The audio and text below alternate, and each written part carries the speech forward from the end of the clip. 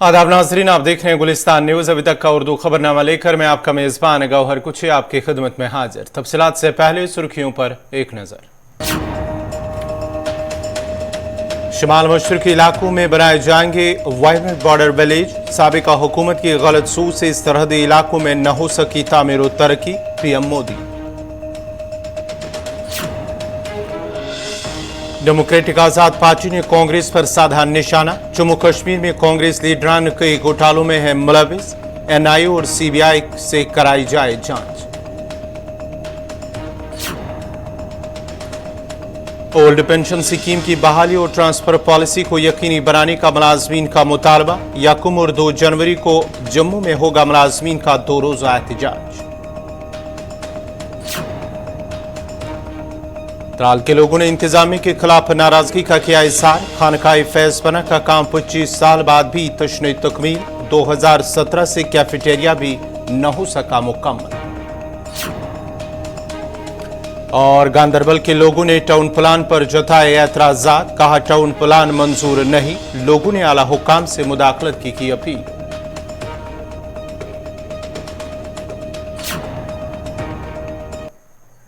और अब पेश हैं खबरों की तफसील। वज़ीर-ए-आज़म नरेंद्र मोदी ने मेघालय में एक अवामी इज्तिमा से खिताब करते हुए कहा कि शिमाल मशरक़ी इलाकों में वाइब्रेंट बॉर्डर बनाए जाएंगे, जिसके तहत सरहदी इलाकों में बेहतर आबदा सड़कों के साथ साथ दीगर सहूलियात भी दस्तियाब होंगी। उन्होंने कहा कि हमारे लिए शिमाल मशरक़ी सरहदी इलाका आखिरी नहीं है, बल्कि सलामती और खुशहाली का गेटवे है और दूसरे ममालिक के साथ तिजारत और कारोबार भी इससे होता है।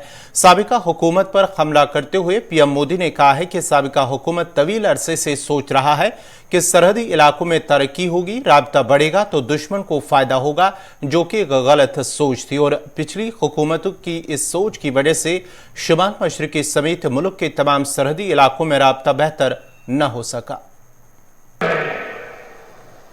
आज नॉर्थ ईस्ट में हम विवादों के बॉर्डर नहीं बल्कि विकास के कॉरिडोर बना रहे हैं, उस पर बल दे रहे हैं। बीते 8 वर्षों में अनेक संगठनों ने हिंसा का रास्ता छोड़ा, स्थायी शांति की राह पकड़ी।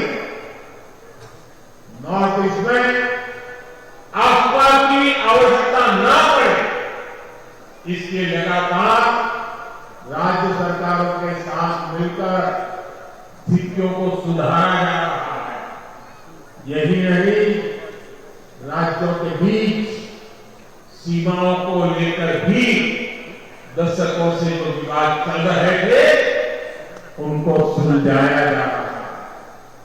साथियों, हमारे लिए नॉर्थ ईस्ट, हमारे बॉर्डर एरिया आखिरी छोर नहीं, बल्कि सुरक्षा और समृद्धि के गेटवे है। राष्ट्र की रक्षा भी यही से सुनिश्चित होती है और दूसरे देशों से व्यापार कारोबार भी यहीं से होता है। इसलिए एक और महत्वपूर्ण योजना है जिसका लाभ नॉर्थ ईस्ट के राज्यों को होने वाला है। वो योजना है वाइब्रेंट बॉर्डर विलेज बनाना। इसके तहत सीमावर्ती गांवों में बेहतर सुविधाएं विकसित की जाएगी। लंबे समय तक देश में ये सोच रही है कि बॉर्डर एरिया में विकास होगा, कनेक्टिविटी बढ़ेगी तो दुश्मन को फायदा होगा, ये सोचा जाता था। मैं तो कल्पना नहीं कर सकता हूं, क्या ऐसा भी कभी सोचा जा सकता है? पहले की सरकार की सोच के कारण नॉर्थ ईस्ट समेत देश के सभी सीमावर्ती क्षेत्रों में कनेक्टिविटी बेहतर नहीं होगा, लेकिन आज डंके की चोट पर बॉर्डर पर नई सड़कें, नई टनल, नए पुल, नई रेल लाइन, नए एयरस्ट्रिप, जो भी आवश्यक है एक के बाद एक उसके निर्माण का काम तेज गति से चल रहा है। डेमोक्रेटिक आजाद पार्टी की तर्जुमान ने कांग्रेस पार्टी को तनकीद का निशाना बनाते हुए कहा कि कांग्रेस पार्टी की एनआईए और सीबीआई के जरिए इंक्वायरी की जानी चाहिए। हर लीडर ने घोटाले किए और बाज की दहशतगर्दाना रवाबित है। डीएपी की तर्जुमान साजिदा बशीर ने प्रेस कॉन्फ्रेंस के दौरान कहा कि कांग्रेस पार्टी के हर लीडर ने कश्मीर के लोगों को लूटा और धोखा दिया है। उन्होंने कहा कि उन तमाम लीडरों के खिलाफ सीबीआई इंक्वायरी होनी चाहिए। हमें ये हौसला मिला है कि जनाब गुलाम नबी आज़ाद साहब की इस नेतृत्व वाली पार्टी में हम लोगों के खदमत करेंगे।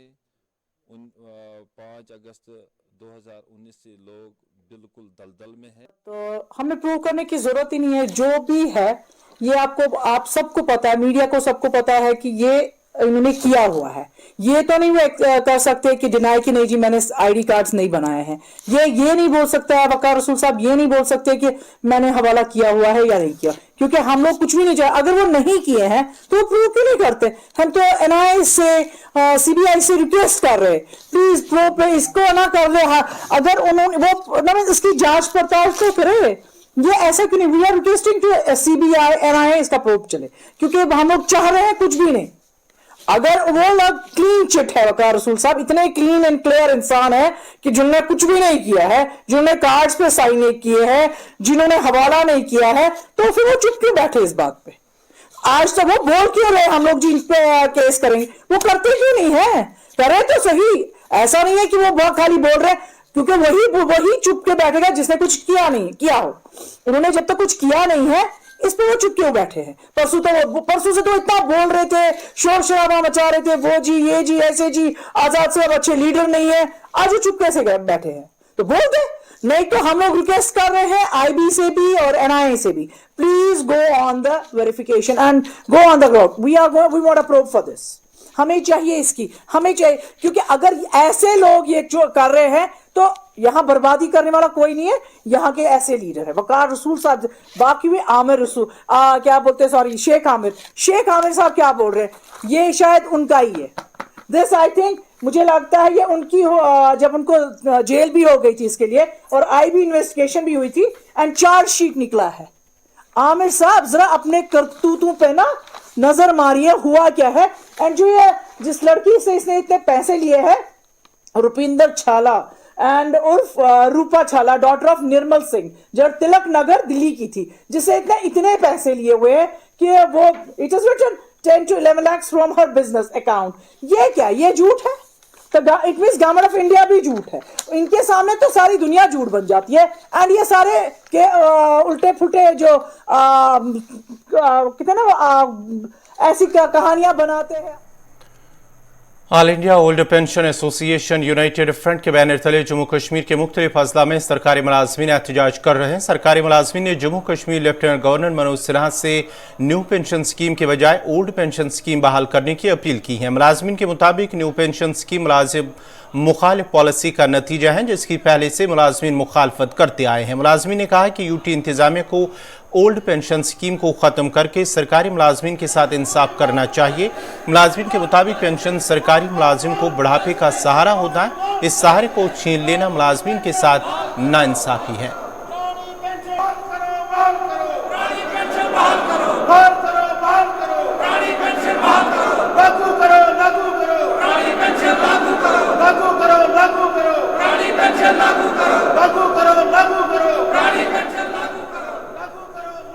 कि वो काल हमारी 2 दिन की रहेगी, पहले 1 दिन की थी। यानी 1 जनवरी और 2 जनवरी 2023 को जम्मू में प्रोटेस्ट होगा पुरानी पेंशन बहाली के समर्थन में। वो पुरानी पेंशन जो 2010 को जम्मू कश्मीर में कर्मचारियों के हित में बंद कर दी गई थी और उनको न्यू पेंशन स्कीम के दायरे में लाया था, जिसका कर्मचारियों को कोई भी लाभ नहीं है। 1 जनवरी 2023 को हमारा 1 दिन का जो प्रोटेस्ट उस दिन होगा वो होगा ब्लैक डे प्रोटेस्ट, काला दिवस, क्योंकि ये एक काला कानून, काली पेंशन जो हमारे लिए लाई थी, ये 1 जनवरी 2010 को लाई थी, इसलिए उस दिन ब्लैक डे प्रोटेस्ट होगा। 2 जनवरी को हमारा protest demonstration press club Jammu में होगी। इसके संदर्भ में आज जिला दुम्बर में अलग अलग कर्मचारियों के साथ जहां बैठक थी, जहां पटवार एसोसिएशन के रिप्रेजेंटेटिव, जहां शिप हस्बेंड्री के एसोसिएशन, पीएचई के, जहां हॉर्टिकल्चर के, हेल्थ के, शिक्षा विभाग के बहुत से रिप्रेजेंटेटिव जहां पे आए हैं। और आपने देखा कि कितने जोर से इन्होंने, शोरों से इन्होंने नारा लगाया, क्योंकि हमारा भविष्य जो है वो खतरे में है, हमारा बुढ़ापा जो है वो खतरे में है, क्योंकि पेंशन एक अधिकार है। अगर हमारे राजनेता लोग एक बार जीतने के बाद अपने लिए पेंशन का कानून प्रावधान रख सकते हैं, तो हमारे देश के लाखों कर्मचारी, जम्मू कश्मीर के 1 लाख से ज्यादा कर्मचारियों ने क्या दोष किया है कि उनकी बुढ़ापे के सहारे को बंद कर दिया गया है। आपके मीडिया के माध्यम से मैं जिला उधमपुर के साथ साथ पूरे जम्मू कश्मीर के कर्मचारियों से, शिक्षकों से, सभी से यह कहना चाहूंगा कि 1 और 2 जनवरी को प्रेस क्लब जम्मू वाले जम्मू में पहुंचे और प्रेस क्लब कश्मीर वाले कश्मीर में पहुंचे। और सरकार से कहना चाहूंगा कि बिना देरी से, बिना किसी विलंबना से इसको शीघ्र पुरानी पेंशन को लागू करें, क्योंकि हमारे देश की 4-5 राज्यों में बहाल हो चुकी है। नाजरीन, खबरनामा जारी रहेगा। यहाँ पे छोटा सा तिजारती वक्फा।